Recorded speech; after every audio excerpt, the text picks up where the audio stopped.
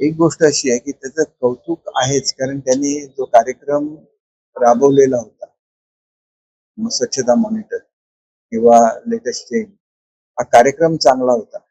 आणि त्यांनी फक्त ही जी काय काल मुलांना ओलीस धरण्याची कृती होती, ती मात्र संपूर्णपणे चुकीची होती. नाहीतर मग असा पायंडा पडून जातो. मग असं घडता कामा नये.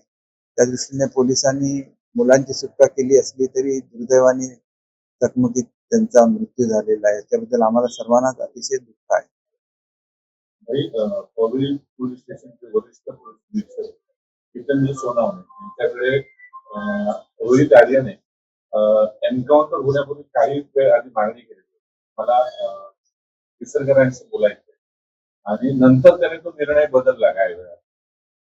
नाही, शेवटी त्यांनी जरी अशी मागणी केली असली तरी मुलं त्यांच्या ताब्यात होती.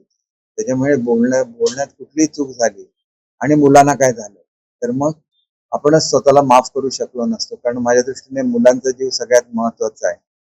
शेवटी बिलं आज ते बिल उद्या मिळतं.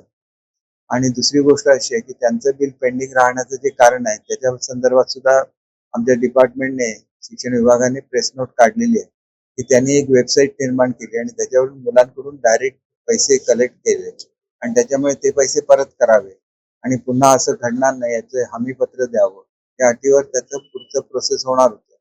परंतु ते घडलं नसल्यामुळे ते पेंडिंग आहे. त्यामुळे ते पेंडिंग, त्यांच्याकडे सुद्धा त्या गोष्टी पेंडिंग आहे. आपण एखाद्या गोष्टी ज्याला सरकारची बिलं असतात त्याला सरकारच्या सगळ्या नियमांचं पालन व्हायला लागतं, ही वस्तुस्थिती आहे. ते पालन त्यांनी केलं तर मग त्याला त्याचं बिल रिलीज होण्यामध्ये काही अडचणी आल्या नसत्या, कारण त्याच्यासाठी बजेट प्रोव्हिजन करून ठेवलेली होती. ती बजेट प्रोव्हिजन ही एकट्या त्याला देण्यासाठी नव्हती, तर या स्कीमसाठी एकंदर जो खर्च येतो त्या सगळ्यासाठी मिळून ती प्रोव्हिजन होती.